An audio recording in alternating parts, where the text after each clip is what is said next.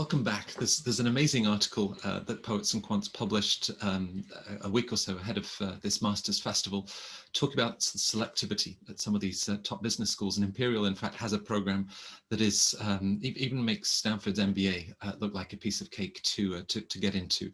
Of course, it's an incredible school in the heart of London, in that beautiful area of South Ken. And the admissions office is naturally looking for very smart individuals that will bring energy and engagement to the classroom. But the school has also been a pioneer in online learning. They have this phenomenal EdTech lab led by David Lefebvre, and have looked at an idea of multimodal learning as we've dealt with the pandemic and what that means both in presence-based and virtual learning. So I'm particularly pleased to welcome Austin Allaire. Austin is a graduate from the Masters in International Management. Imperial has two programs. This is the International Management program, recent graduate. And since then, Austin, you've been co-piloting this multimodal learning at Imperial. Tell us a little bit about that. Yeah, so I was actually asked to come back and provide a little bit of a recent student perspective as Imperial was really bringing in this multimodal approach across all of its suite of programs. So Imperial has been known for a very long time in delivering in the online space, has had a very good online MBA and some other really good online programs in the past, but moving into kind of the new normal that we currently find ourselves in has actually taken every single one of its programs into a multimodal approach. And so what that means is you have about a third of the students attending live in-person lectures in the venue in South Kensington. And then you have 2/3 who are joining remotely, whether that is in London in their flat or whether that is somewhere else all the way around the world. We have students joining in from China, from Southeast Asia, from the United States, from the Middle East, from really all over. And so the challenge and one of the things that we've been working on is just perfecting that experience across a variety of platforms. And one of the things that I get to do is interact with students and interact with faculty members to ensure that that is operating as smooth as possible. So we've been learning a lot, like everyone else has, throughout some really extraordinary times, but I think Imperial is continuing to deliver an incredibly high caliber of education, just like the one that I experienced during my time as a student. Now you talk about students that sort of coming in or connecting in from all over the world. That was your case. You grew up in the Midwest. You did your undergrad at Baylor in business, and during that time with internships that you had with KPMG, one was in Dallas, but the other one was in Kuala Lumpur. So you already had that sort of international experience. Was that one of the appeals then to study the Masters in International Management at Imperial?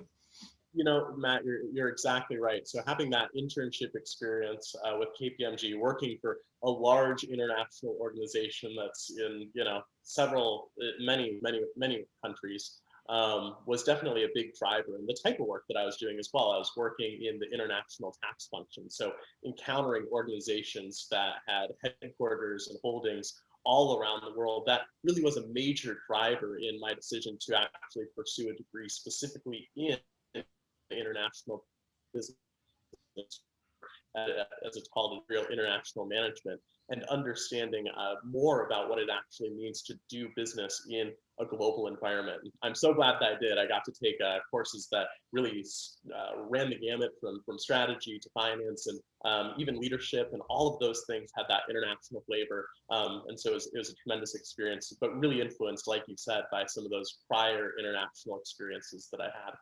Now you could have sort of held off for another 3-4 years and maybe thought about a full-time MBA, but why the idea of getting a master's straight away, and perhaps the skill sets, the network, and the opportunities that would then create? Yeah, when I was looking into it, for me, there was a real sense of urgency not to hold off for several years, understanding that if I joined a large organization, that rotational programs that would take me abroad would take several years to actually reach a seniority level where that would be realistic, or to do a MBA after several years there's still a time gap there. And I was really interested in getting abroad right away and having this experience just right out of undergrad. So I was really keen to join a program that would take me international, but then put me in the markets and in the networks where I'd be able to really interact with business leaders and really interact with potential employers and have that face-to-face interaction that would kind of enable me to build my career from the very beginning in an international way, rather than potentially doing it 3 to 5 years from now. I'm a really action-oriented person, and for me, it was a big deal to go ahead and begin that process right away. I'm sure that there's an intensity. It must have felt like, you know, the time went by so fast. But as you sort of reflect on everything that you've learned, what really stand out as highlights of the program? Well, I think one of the things that is unique to the Master of International Management at Imperial is a module that runs through the entire course called Leadership in Action.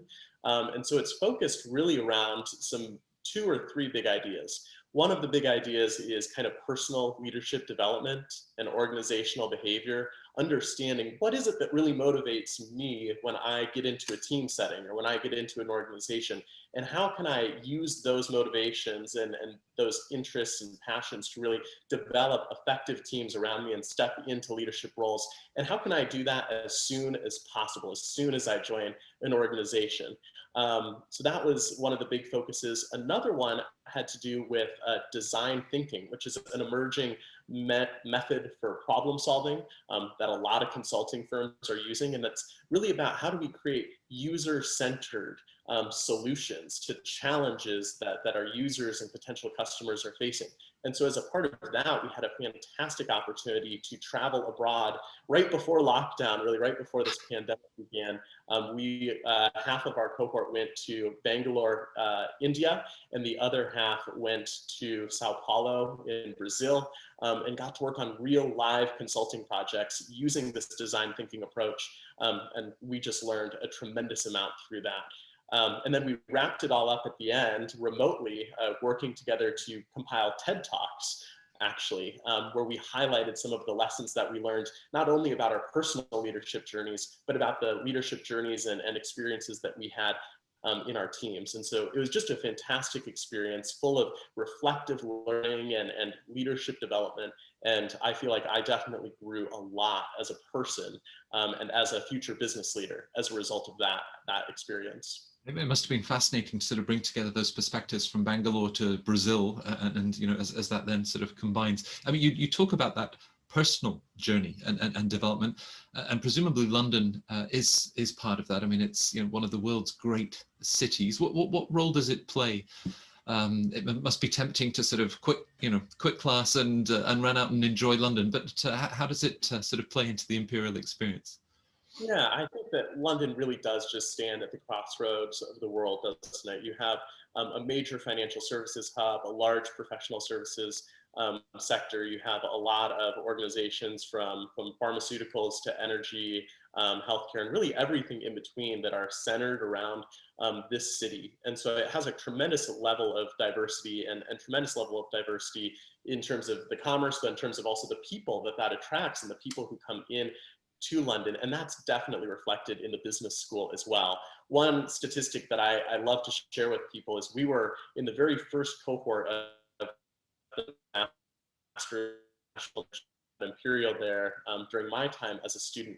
We had 43 students representing 27 different nationalities. And for me, that was the most diverse environment that I'd ever worked in. You know, I'm a small town American kid from central Iowa in the United States. And so to be around people who are representing all of these different cultures and in turn, all of these different experiences was something that brought a lot of just dynamism to the classroom and the interactions and discussions and just the way that we approached issues and conversations amongst our cohort. So I really valued that our program was just as diverse as London itself. Right. It's a great mirror. And you already had the big 4 on your resume. How does the school and the degree at the Masters in International Management now sort of support your next steps and where you'd like to go? Yeah, absolutely. So I, like many other people, am facing kind of a shaky economy, and I think that I'm very well prepared to go out into kind of these challenging circumstances that many of us are facing as a result of my time that I spent at Imperial. So not only did I get at Imperial a really technically sound education that's really built upon just the best of kind of the philosophical and technical understandings of things like business strategy and finance and technology, where Imperial obviously is a huge leader in that type of space. But then also just all of those things were connected to practice in some way. And that's where I think Imperial really stands out, is bridging the gap between just a technically sound, philosophically sound education, but then also practice. And what does this look like in the real world? So I'll tell you, almost every single module that I took at Imperial involved some element of working on a real business case or a real business problem, or inventing our own business case or use case for the types of things that we were studying. And that really made it a very engaging experience, and also doing that in the context of these teams, which was fantastic. And so I think as a result, I'm very well prepared to go out into what is right now a very competitive market, as what I'm finding with the pandemic and some of the financial turbulence in the job market, and really sell those skills to potential employers as I'm working to find some roles that will take advantage of my background in strategy and things of that nature. So yeah, absolutely feel very well equipped to face the challenges of today as a result of that experience. I talked earlier about the selectivity of the master's programs at Imperial, and as you sort of described, selling yourself to future employers. Our viewers will be thinking, well, how do I sell myself to the admissions office at Imperial College Business School? What would your advice, sort of fundamental advice, be to anyone going through that application process? Absolutely. So I think just a few things that I think are really important. First of all, tell your story when it comes to your application. So your CV is going to be there, your experiences are going to be there, but those don't tell a story unless you make them tell a story. So I think when it comes to applying, utilize all of the available opportunities you have to tell a unique story about who you are, who your experiences are, and how those influence what you would bring to the program. I think also just being able to highlight how you foresee using the skills that you're going to get out of whichever degree it is in Imperial's portfolio programs, and how you want to build upon those in kind of your first job, but then over kind of your entire career, I think is really important to highlight as well. But I think it all revolves around that idea of story, and having what is it that makes you unique, and kind of why Imperial, and why you at Imperial, and explaining and telling that story in a compelling way for the admissions office is going to lead to really satisfactory outcomes. Thank you for telling your story and why Imperial. It certainly makes for a compelling viewing. Austin, thank you very much for sharing such energy and enthusiasm for a great year. Look forward to following the story of multimodal learning that you're playing a leadership role helping to develop, and the input for that. And thank you for being with us at CentreCourt.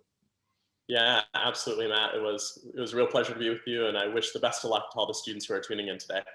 Great. Thanks a lot.